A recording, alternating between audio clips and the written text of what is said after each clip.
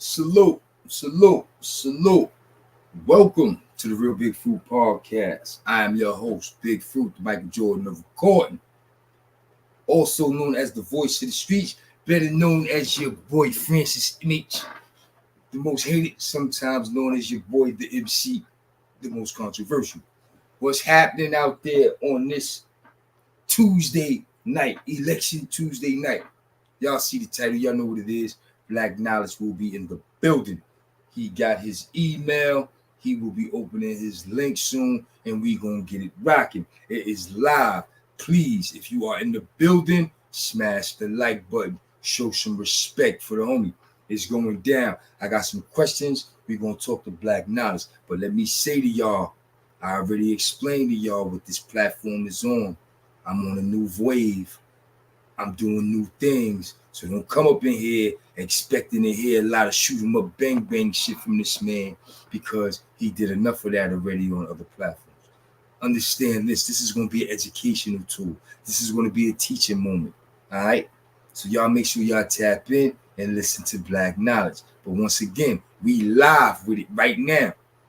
But after this live, this video will only be up for members only. So if you aren't a member at the Real Big Fruit Podcast, you need to become a member. Stop playing games. Pharaoh Law, peace, God. Peace. Yeah, man, the OG Black Knowledge will be in the building. We want to talk to the OG, Brooklyn, Bed-Stuy. Y'all know what it is. Y'all know what it is. Word. Yeah, man, it's going down. It's going down. Word, these dudes. I got Black Knowledge coming through, and I'm looking at a picture of Black Knowledge from East New York. Ain't that some shit? And they the homies. Word. They the homies. They was in that folk building in 88, got transferred to HDM together. Yeah, they the homies. They went to HDM. Yo, Jake was popping. Uptown was popping. No question, Brooklyn in the building. We gonna get it right. We gonna get this shaking. We gonna get this shaking with the only Black Knowledge. But like I said, Sean, it's gonna be a teachable moment for some of y'all. You know what I'm saying? Because y'all hear niggas' name ring bells like 6 o'clock, and then y'all only see them one way. I'm here to bring these men to you in a different light. What's up with that France joint when it's dropping? Listen, I'm on France and Fangs time. It's nothing for me to come up in here, push this button, and we go live. But I'm on their time. Whenever they ready, they gonna let me know. Listen, we gonna do it on this date. We at the juice bar, ooh. And I'm lit. You know what I'm saying? So if you run across France or Fangs, tell them niggas to get to it. Charles Merrick, no question, BK in the building. Salute. No question, salute. Brooklyn is in the building. What's up with the guard? The guard should be pulling up any minute. You know what I'm saying? I sent him his email.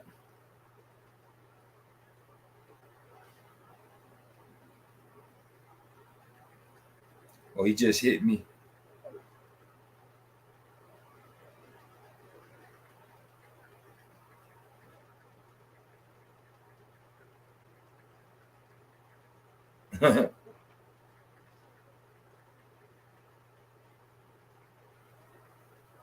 That's Black Knowledge. Let me know right now he having some technical difficulties. He wanted to jump on his laptop. Shit ain't charged up.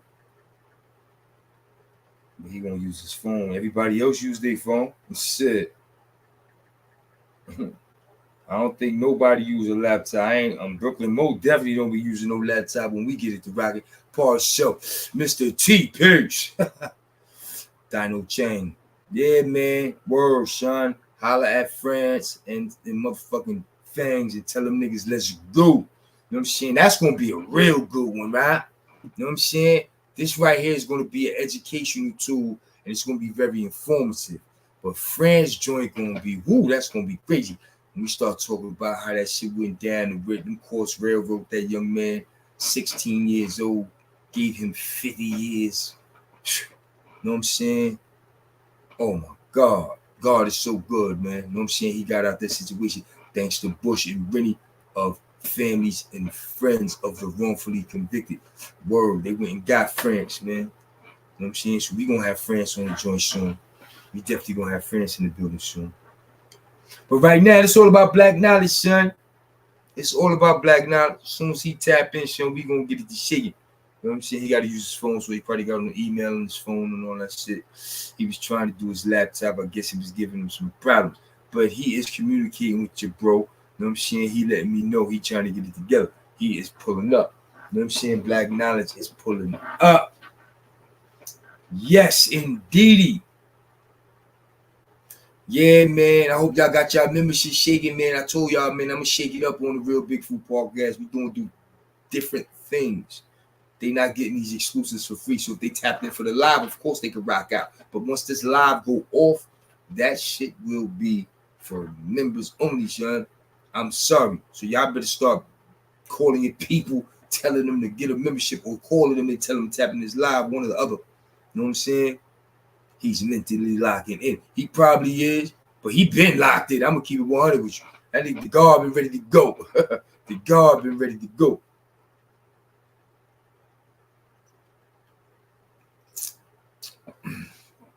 He was ready to go some places I ain't going. I'm like, nah. You know what I'm saying?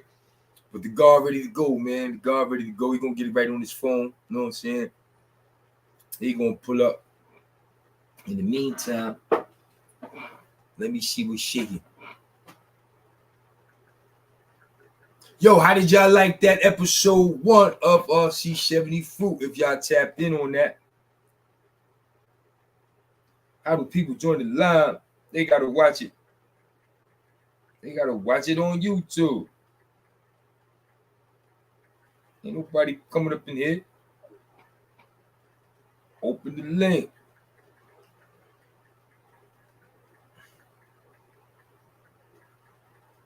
Oh man, this is gonna be a long night.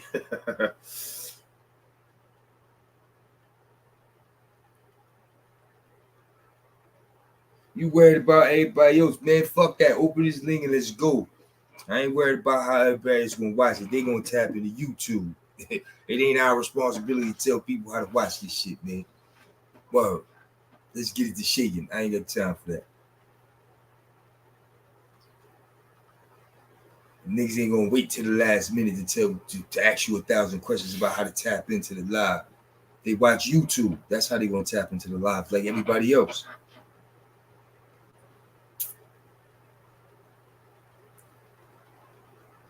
Yeah, man. Yeah, man. I mess with the OG. The OG probably don't know what he's doing with his phone or something, man. Cause what's going on? Got my peoples waiting for you, kid. What's up? Got my peoples waiting. My people waiting.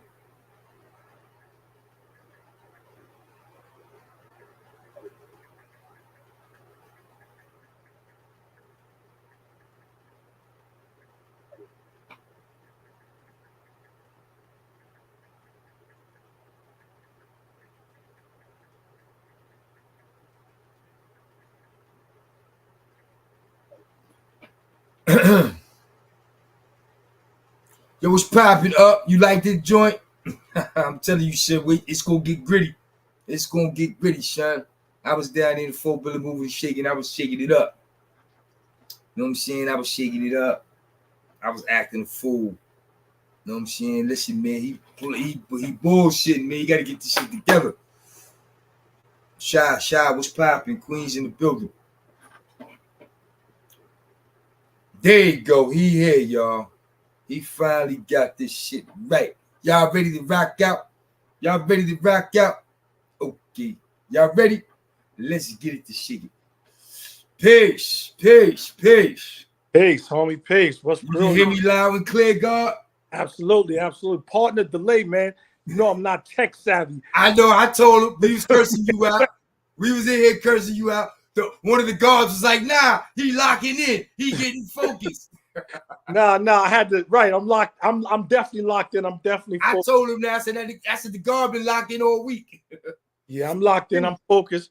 I had to I had to get it together, but I'm good now. I'm good now. I'm ready. Peace, though. Peace, black man. How you doing?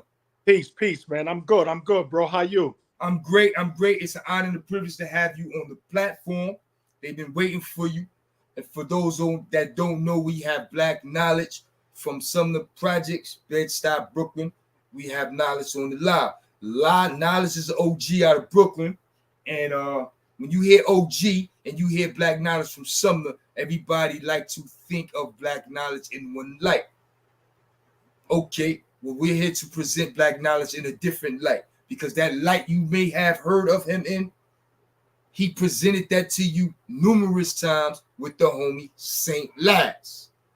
If you want to hear those stories and hear about those situations, you can tap into Black Knowledge at the St. Laz channel. Tonight, this is something different. His name is Black Knowledge. He is the God. And my first thing I'm going to ask him to do is, please define your name and attribute to my viewers. Well, a name and an attribute is almost like synonymous, right? A name is like, what you're given at birth. An attribute is something that's given to you because it's attributed to your characteristics or some sort of trait that you give forth. So I was given the attribute knowledge. Actually, I was given the attribute knowledge born when I was 10 years old, back in the 6th grade, by the God Devon from out of 56 in some of the projects. And knowledge is basically the foundation of all things that exist, black man. So knowledge is the nucleus and the center of that which everything exists from. You dig? Okay. So the attribute was given to me according to my enlightener, and an enlightener is the person that enlightens you, gives you knowledge of self. So my enlightener Devon said that he chose the attribute of knowledge for me because I was an intelligent individual in terms of formal education, right? I was busting out school, doing well in school. So he was like, I'm gonna call you knowledge. You're gonna be, not black knowledge per se, but you're gonna be knowledge born. Anybody asks you your name from now on, you tell them your name is knowledge born. I mean, I wasn't really thrilled with it, Fruit. I thought I had something more elaborate in mind, but it was befitting, actually. Okay, now you mentioned knocking out the books, which you excelling both in the classroom as well as the streets. Inform our viewers of your academic prowess. With respect to what, just formal education or just? All right. Example, high school you attended. How far did you get in high school? Did you get your high school diploma? Do you have a GED? Okay, did you receive education in prison? All right. So I started my high school endeavors in 1982. I went to Abraham Lincoln High School out in Coney Island. That's Coney Island section of Brooklyn. I went there to study pre-veterinarian science and animal care. I thought I was going to be a vet, right? I was okay. I used to kidnap dogs and all sorts of wild animals in the projects and bring them in my crib, and my old earth would be like, "Yo, get that," you know what I mean? Right. And all that other wild shit up out of here. But I started at Lincoln to study pre-veterinarian science and animal care. I wanted to be a vet. That didn't work out. The wild side started to come out when I started to hang around different individuals. But academically, school has always been easy for me, right? The schoolwork has never been a problem. Academically, I can excel because it wasn't really challenging for me. But environment and the people that you hang with, right? So I wanted to be in with the in crowd. So being in with the in crowd got me on out crowd right. in my first couple years of high school. So I got kicked out of Eastern District. I got kicked out of Abraham Lincoln and went to Eastern District. And went to the hood. You came home. I came on the other side, back on our side of Brooklyn. Yeah, you came home. Yeah. Because the Coney Island dudes definitely consider us like a different borough, like on the other side, right? but it's still Brooklyn though. Brooklyn, because it's so huge. But I got kicked out of Abraham Lincoln, and I went to Eastern District. Similar type of situation there. School, I excelled. I always stayed on the honor roll because for me, formal education in terms of academics was easy. It wasn't really nothing hard about, memorizing information that they gave you in a classroom setting. So that was kind of easy for me to do. But again, streets, you know what I mean? Right. I wanted to be in the streets. I wanted to be outside. So I ended up getting kicked out of Eastern District after about a year. So we was in Eastern District wilding, right? We was in there wilding, but I got kicked out of there and I got sent to Boys and Girls High. I guess that was Girls High on Fulton Street. Right. The old high or the new high? The new high, I believe the new high. If the new high is the one on Fulton Street across the street from Smurf Village, then that's the new high. That's considered the new high. Okay, so yeah, I went there. I was in my senior year. So but they told me, I guess the board administration of education was like, yo, homie, this is it. This is your last chance. This is 3 strikes you're out. If you get right here because of your behavior, then we send you to one of those 600 schools. Right. You'll have to get your GED. So let me give you a little bit of back history, right? I told you that academics was always easy for me. I had made a promise to my old earth, and to those who don't know what the old earth is, right? In a nation, a 5% nation of God's nurse, the old earth is your mom, the mother that gave birth to you. So I promised my old earth and my grand old earth, which is my grandmother, that I would graduate from school because I was leaning more towards the street life, right? And my mother's one requirement was like, yo, listen, either you're gonna get a job or you're gonna go to school if you're gonna be up under this roof. Right. So, all right, I'm gonna bust this school out because it was nothing. So I made that promise to her. So I said, you know what? I'm gonna buckle down. That's what I did. I buckled down at the high, and I graduated with honors. That's what's up. June of 1987. That's what's up. Okay, so you graduated high school. Now, could you please elaborate for the viewers on how so many intelligent, gifted, and educated young men fall victim to incarceration? Because remember, you was very well educated, but the streets kept calling you. The streets kept calling you. Explain to the people how does that work? And when it comes your way, how do you navigate it? Because our educated, gifted, and talented young Black men don't need to be in cells. They don't need to be in prison.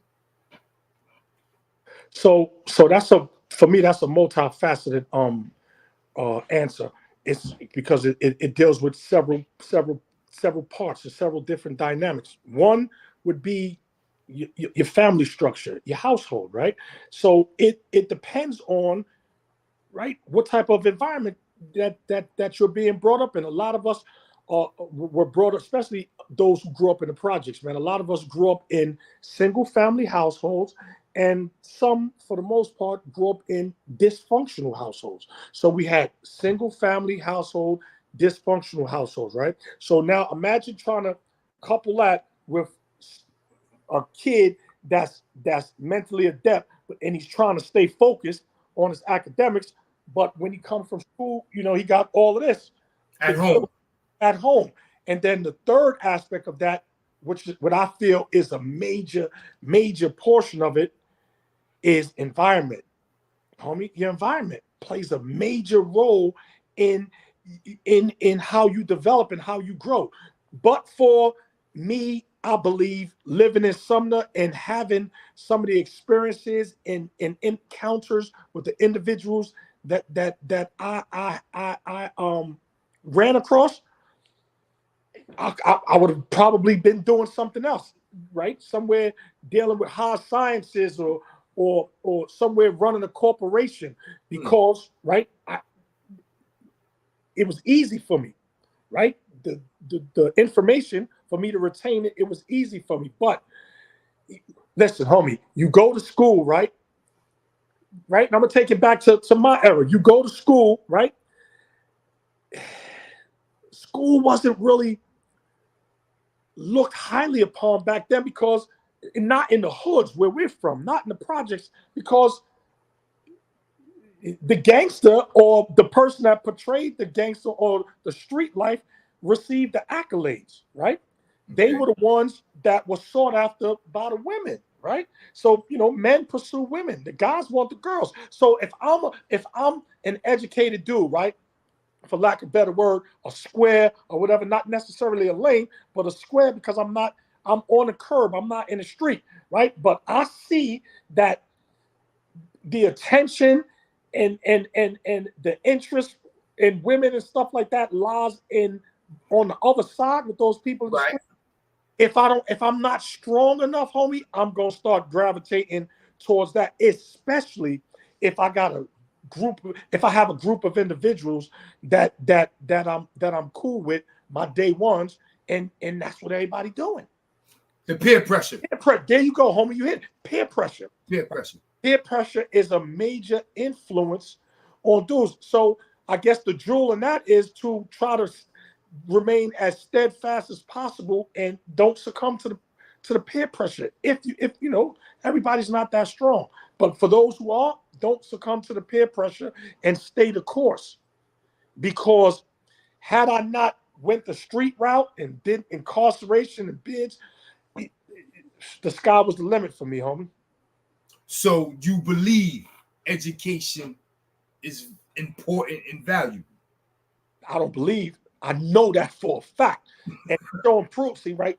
I sent you an email or a text message one time, and I told you that gangsters deal with facts, right? So let's talk some facts. Right. Listen, the people that run the country, the world, the government, the lawyers, the businessmen, those people aren't like street people. Those people aren't gangsters. Those people were the geeks, the nerds, the people that got looked over and laughed at in school. But but they getting the last laugh now. Absolutely. They understood the value of education. Education is not pushed in our hoods where we came from, right? Because my homies, the majority of my homies, everybody dropped out of school to go get a GED. Granted, for the most part, everybody got their GEDs, and that's cool, but that's the shortcut. Right? Our people are so used to circumventing the process and going the shortcut route. Right. So that's with everything. That's a fact, homie. That's with everything. That's a fact. So, well, if it's not with everything, it's with a lot of things. A lot with most things. Yeah. That's a fact. So and for real, when you do it, it never really works out. It never really works out as you wanted it to. I mean, that's subject to debate, but I have bad luck with that. I'd rather do it the right way, no shortcuts, because when I take shortcuts, it don't go right for me. So that's our mindset now, right? But let's back it up a little bit and take it to when we was 15, 16, 17. I thought it worked. We didn't have that mindset, right? And here's the thing. The OGs, our older homies back then, listen, homies, no disrespect to none of y'all that brought us up or whatever, but y'all dudes, for the most part, were bad influences. That's the truth. Because we weren't being taught anything positive and constructive. We was being taught how to survive, right? In the streets. But my big homies didn't say, yo, knowledge, go to school and get that diploma. Then once you finish with that diploma, sign up for college. And then once you complete college, go to right? We haven't been trained that way in order to do that. But once because it's never too late, we can begin to start doing it, but it starts with self, right? That's what I do with my seeds, because I came up in a single family home without my old dad being there. He was around or whatever, but he wasn't in the home. Right. So because he wasn't in the home, that part of the structure was missing. He might have been able to say to me, yo, take your ass to school and focus education. But listen, homie, you only held accountable for what you know, right? So that's why I don't look down upon my parents or my big homies, because if they didn't know any better, homie, right, how they gonna teach me any better? Hmm. You only held responsible for that which you know. But once you know better, you're supposed to do better. Facts. Supposed to do better. Supposed to do better. Now, you mentioned a lot of your ever and all that, right? I want you to take my viewers back to the pre-crack era. Remember what the hood was like in the pre-crack era and explain how it affected our community. Because I was a shorty. I really don't remember how it just kaboom. I just turned around one day and motherfuckers getting hot. You were there for the pre-crack era, what the streets was like. Then you seen the crack era and the streets. I didn't see the streets before the crack era. I don't know what the streets looked like before the crack era. That's a dope question, and that's a dope question. So here's how I can answer that and guide your viewers on something to give them a visual aid to understand where I'm about to take you. So there's a movie that was produced and directed or whatever, and he starred in it too by Spike Lee, and it was called Crooklyn. Right? Now, in that movie, Crooklyn, that takes you back to the days of my era when, I don't know did y'all ever play Johnny Pumps and shit like that? Yeah, I did that. Right? So I'm taking you back to the Johnny Pump era, right? When you would open the Johnny Pump, scrape a soda can, take the tops off, make a hole, you know what I mean? Right. The kids would run in the water. Spray people cars when they tell you don't do it. Right. The cars coming, we putting little straws and making little boats and racing them along the side of the water down the curb, right? Yeah. Wow. That's the nostalgic, right? Skelly, hopscotch, jump rope, all that was listen, simply put, it was community before crack, homie. It was community. It was the concept that it takes a village to raise. I mean, it takes a family or a nation of people to raise up a village. That's right? When your neighbor used to whip your ass. Facts. See, you hit right on it. I was about to say that's when we had respect for our elders, right? I can't count how many times the older women in my building used to send me to the store and I would go to the store and bring them back their groceries or whatever, and they want to give me a dollar or a quarter. You was living large with a quarter back then. Absolutely. At the candy store, the penny store, you was living large. Yo, the big cookie. The big cookie. That was 10 cents, right? Yeah. So right, we had respect. We was opening doors for the elders. We was opening and closing. Right, I'm watching older people open and close car doors, things like that. Remember, pre-crack was the tail end of the Black Power movement, Black Panthers and all that. Right. So according to American history, the Black Power movement was such a distraction and a threat to the American culture that I guess whoever was in charge, the higher ups, was like, yo, listen, we have to do something to subvert the militancy of the black man and black woman and the black child. They're becoming too militant. Malcolm X, Martin Luther King, right? All of that crap came after all of that. Huey P. Rest in peace, Huey P. Newton. Right? Our leaders get killed off, and before new leaders can emerge, we get hooked on substances, drugs. Right?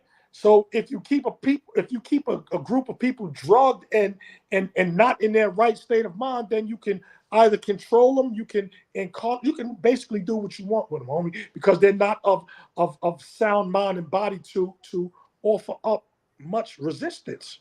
One day I'm gonna take the time to Google and count the leaders in the black culture before crack and then the leaders we had during that.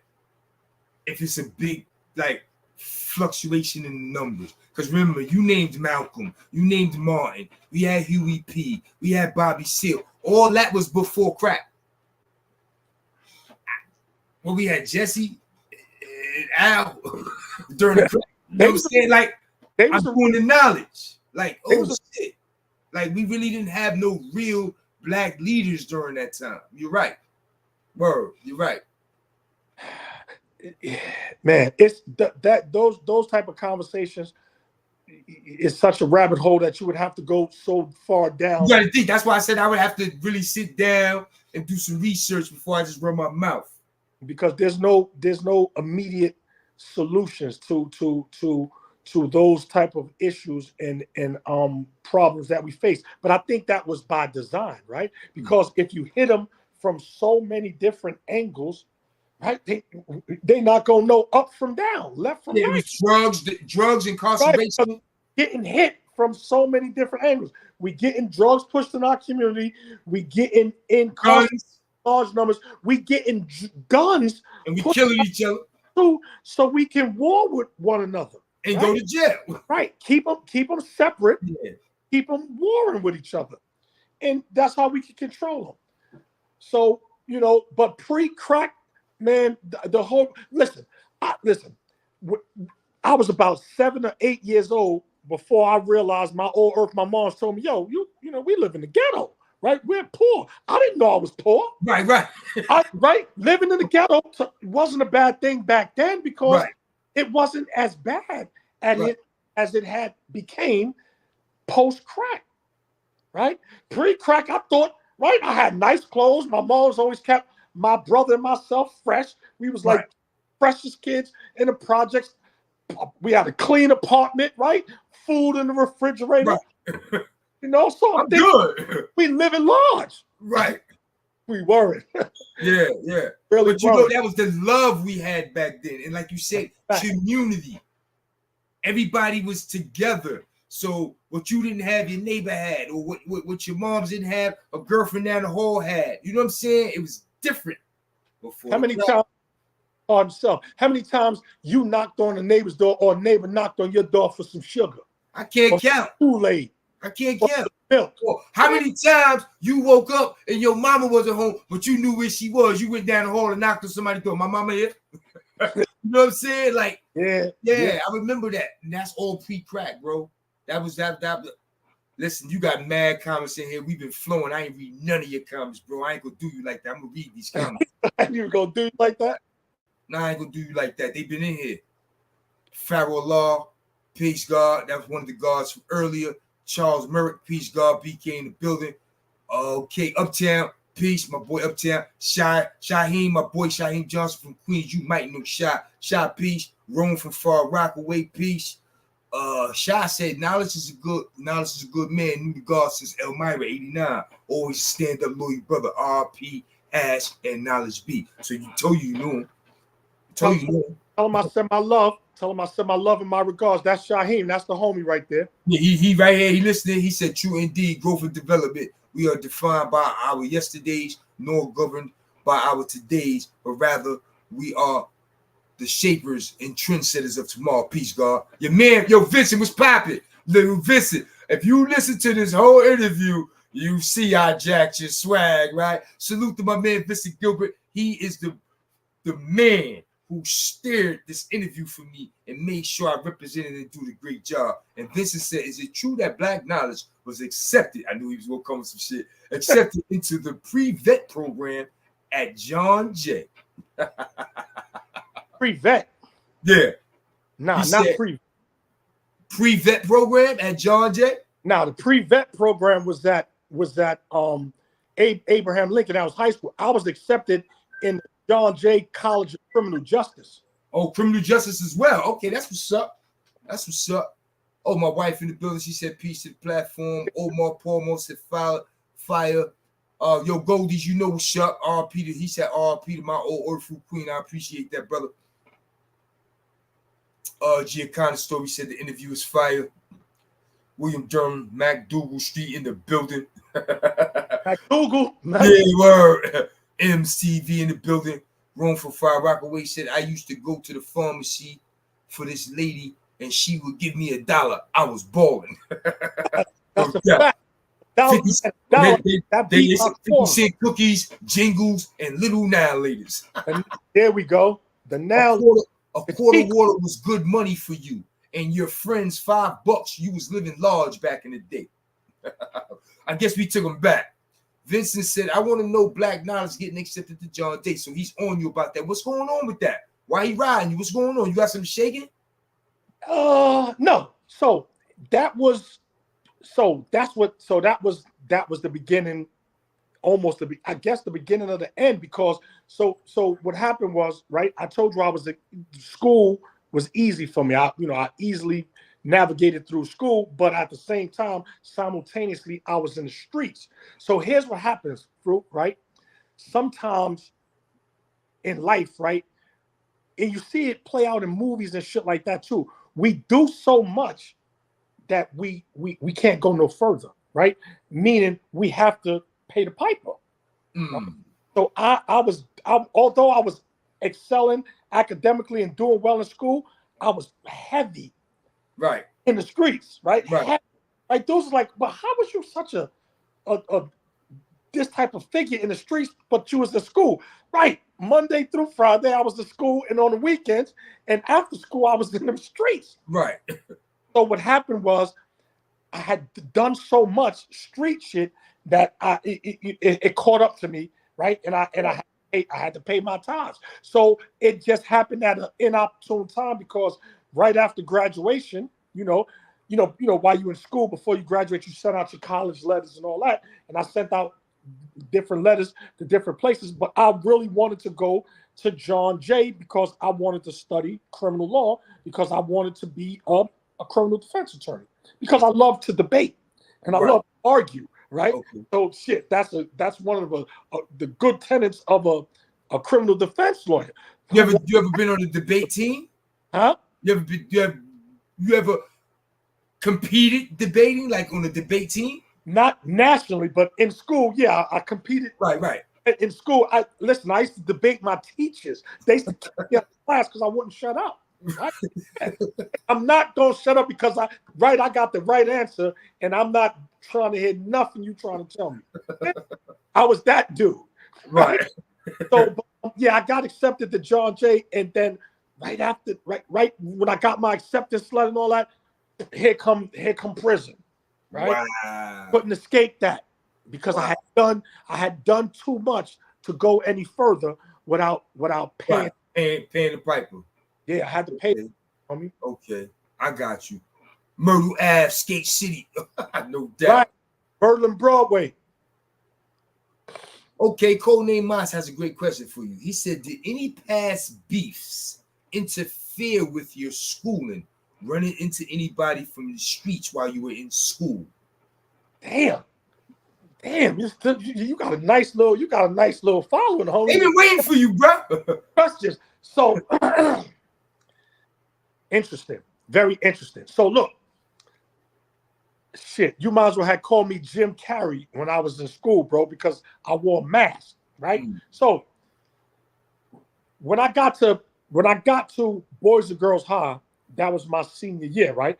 But by my senior year, I was already heavy into the street and doing the street shit. So in order to circumvent my street life catching up with me academically, because it would, dudes would come right to the school if you got drama with them, they know you there, and blow your head off right in the school. That's how it was jumping in the 80s, right? So you had to be mindful, especially me, because I was doing a lot of shit. But I'm a tactical individual. So, they didn't know me up that part of Bed-Stuy, past Fulton Street, going up towards Albany's and all that. So when I got to the high, I just told all the homies from down the Star our way, yo, don't call me Knowledge. Definitely don't. That shit work. That shit work. Yeah, listen, don't call me Knowledge. Don't call me Black Knowledge. Call me such and such. So I changed my name in Boys and Girls High. And to this day, right, the dudes that I was running with in the high, they probably won't even know that. They don't know, or they probably do now, but they never knew that I was Black Nas, right? I had an alter ego, right? Wow. In school, I'm Joe Blow, right? But in the star, once we leave, and I'm back to Black Nas again. So that's how I was able to circumvent past beefs catching up with me in school, because they didn't know where I was at. Listen, all the shit I did in Brooklyn, homie, you heard the stories. You know, all the shit we was doing, running around in the star and all that. If them niggas would have known that I was in the high, you know, guns would have been up there waiting for me, homie. Yeah.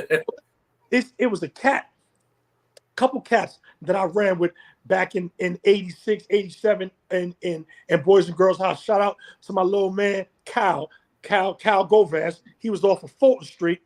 Another dude named Saint.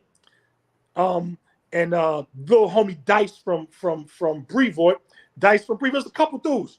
Oren, couple dudes that I was cool with and I fucked with. But the dude Kyle, he was a perceptive individual, because one day, you know, dudes you don't just touch people, right? Right. Men don't just touch other men unless they from the sandbox. Right.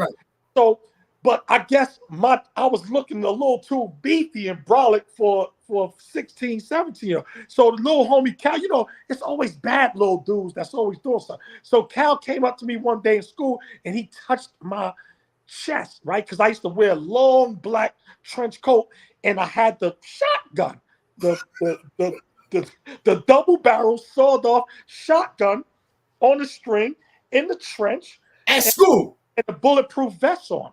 Because although I knew that not too many people at the high knew who I really was, I still had to be on point, right? No question. You never know. Still Brooklyn. You never know who you come across. So the dude Kyle touched me one day. He was like, yo, is that a bulletproof vest? I was like, nah. He was like, yes, the fuck it is. He was like, what are you doing with a bulletproof vest on the school? He was like, yo, this was the funniest shit ever. He looked me dead in my face. He said, who are you? Some equalizer shit. Shout out to the little homie. No, because he was like, wait, right? Why do you need a bulletproof vest and you got a big ass shotgun? What? Right? Wait, right? Do I need to be alarmed and not stay around you? Because why the fuck do you have that in school? Right.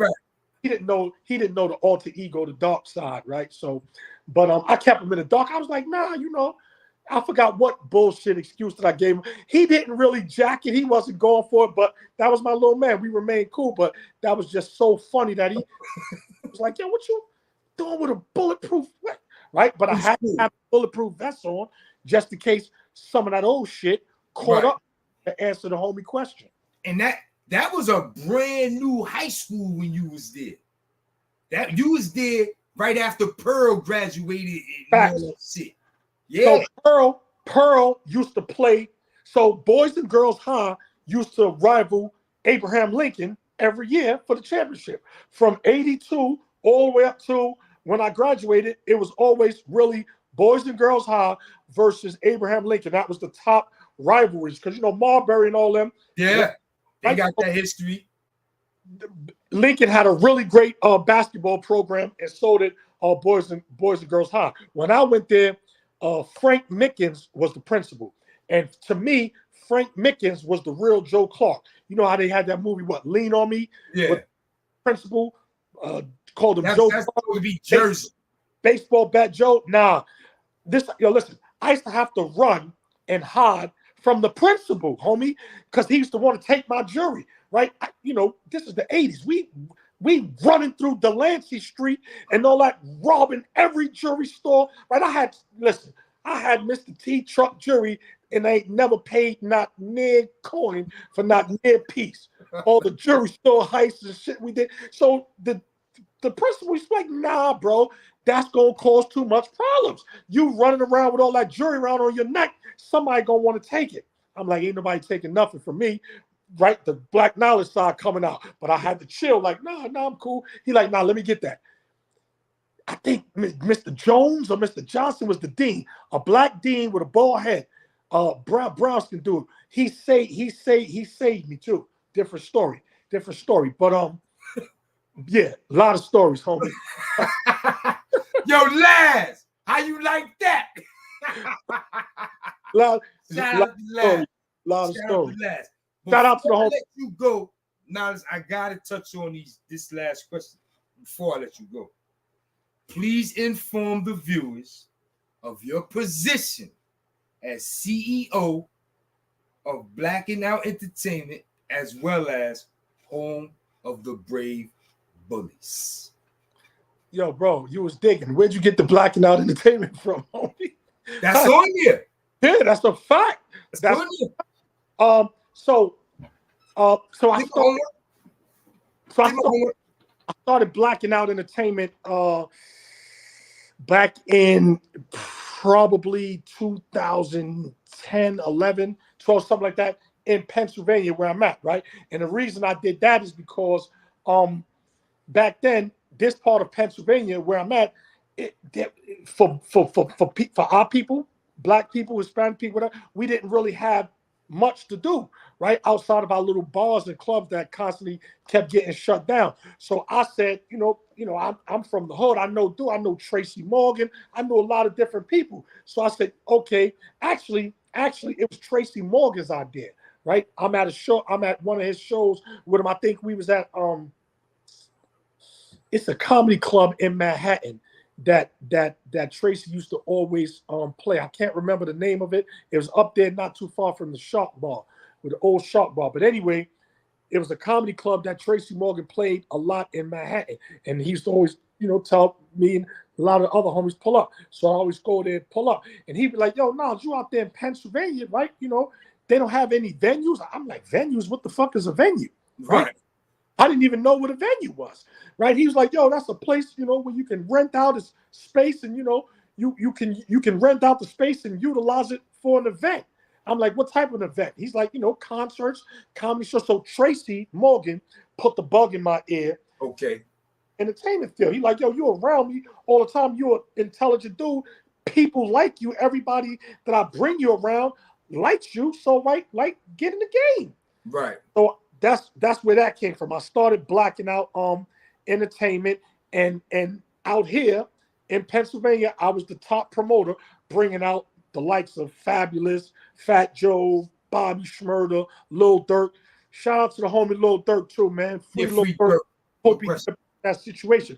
But right. So that was the purpose of starting Blacking Out Entertainment, to bring music, entertainment to your community, your new community.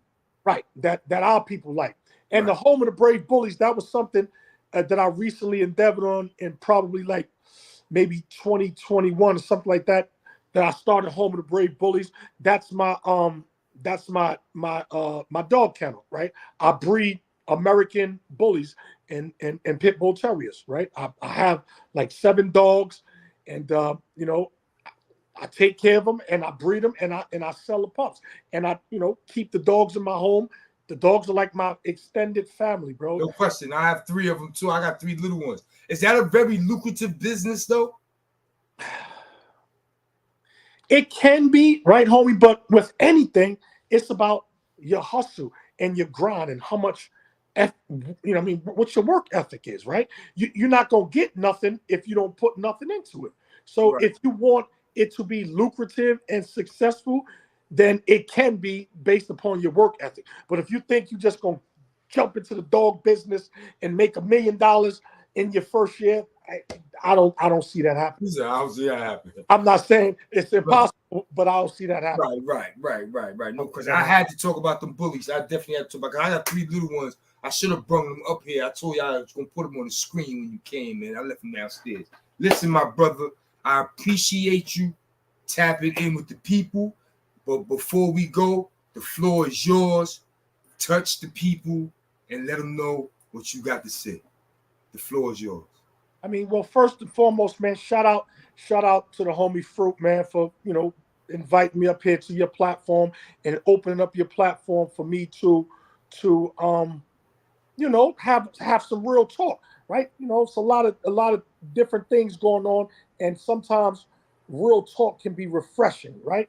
Changes up the tempo, and I want to commend you because, right, I see your growth, homie, which is why I wanted to reach out and be like, yo, damn, okay, I think me and the homie could do something together now because his growth and development is you paid your dues, right? Right.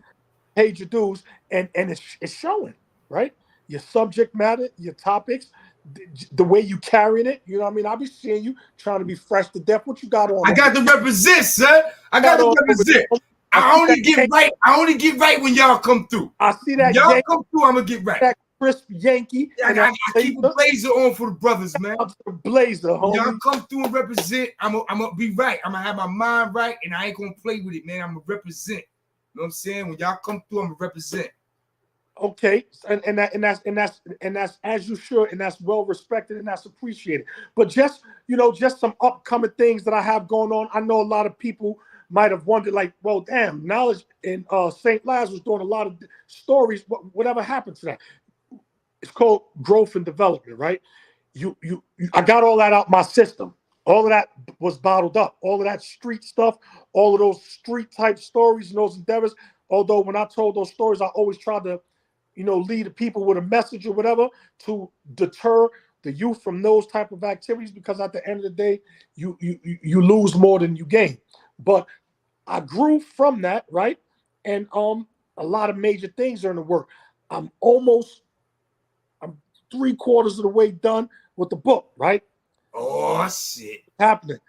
It's going to be titled The Sum of Knowledge, right? So the sum of knowledge, basically, that's a sum of my entire life, homie. Right? So all of the things that I didn't give you in some of the last stories, the things that you and I may not have touched on, right? Because it takes time to really get in depth. That's going to be in the book. So if you really want to get to know Black knowledge from the youth, from the a little kid, right? What made me into what I was in different periods of time, how I thought, what was my thinking process, why I did the things that I did. Tap into the book, homie. The Sum of Knowledge. Oh, they gonna do that because when it drop, you gonna come back and promote it. Yeah, absolutely. They gonna drop. They gonna jump on that. You'll be right here to promote that. Absolutely. That's how we do that. Forward to promoting that, and then, you know, at the end of the day, man, I want to first of all, right, you almost got away from me, Fruit. I gotta shout out the homie Knowledge, right? You call them Black Knowledge. That's my guy.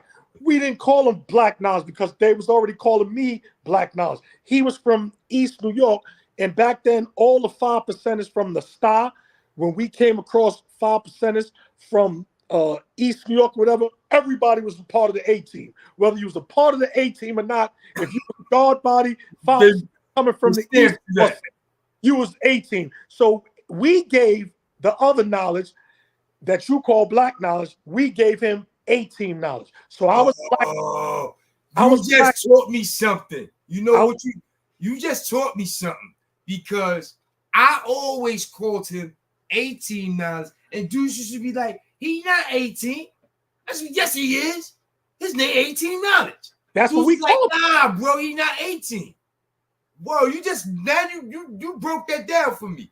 Because whether in fact he was actually 18 or not, the fact that he was from that part of Brooklyn, right, we labeled him 18. And when I met him, that's what I called him. Right, because that was the name we gave him, so people wouldn't be like, yo, Black knowledge, right? Nah. Right. 18 knowledge, right? Shout out to homie 18 knowledge, or my man Knowledge, man. That's my comrade. Yeah, he definitely said that. I got a lot of love. For him.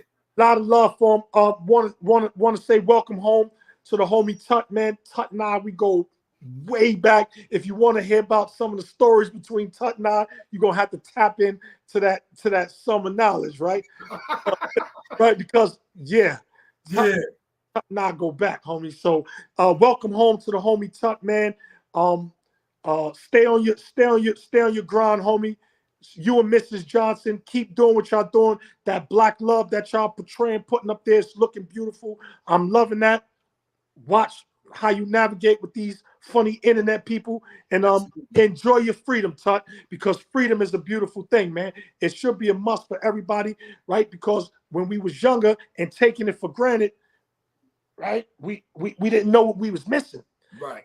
Once it was taken away from us, homie, and we started to yearn and desire for it again, it meant everything to get it. Absolutely. So I know how Tut felt coming about that federal lockup in Otisville after 27, 28 years, whatever it was. It had to have been a beautiful feeling. Absolutely. So Tut, remember that beautiful feeling, homie. Hold on to that, cherish that, and live your life, brother. Happy to see you home. Salute. We'll get up when we get up. And Absolutely. you already know, Fruit, man, thank you for having me.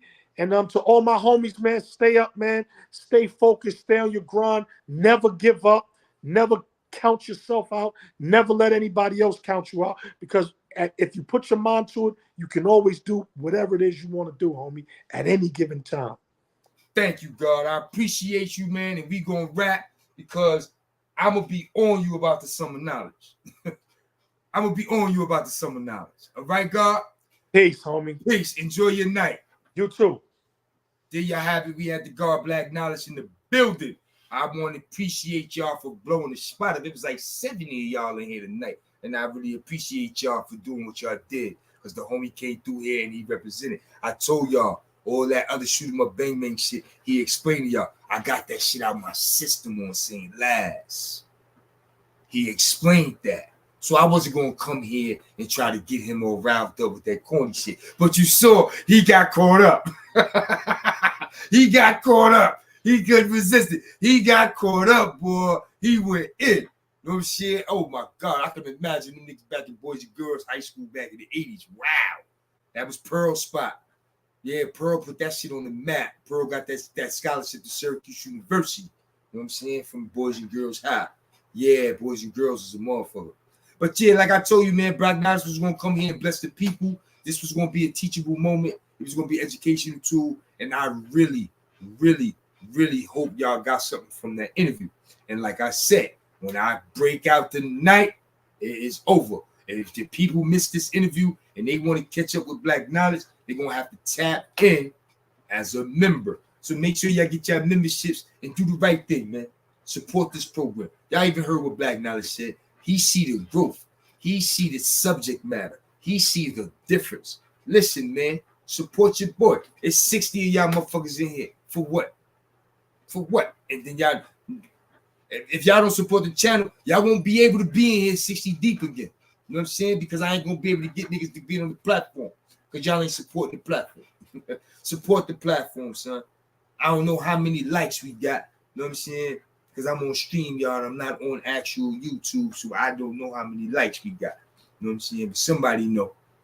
I know somebody know. ENY318, how you doing? She said, I apologize for being late, but I could have sworn you said you were interviewing him at 8 o'clock tonight. Nah, I said 7. I kept saying 7. Yeah, he came through and represented though.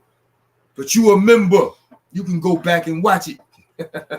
It ain't a problem. You can go back and watch any bit of it. You are a member. You know what I'm saying? And shout out to the rest of my members. And once again, if you are not a member, handle your scandal.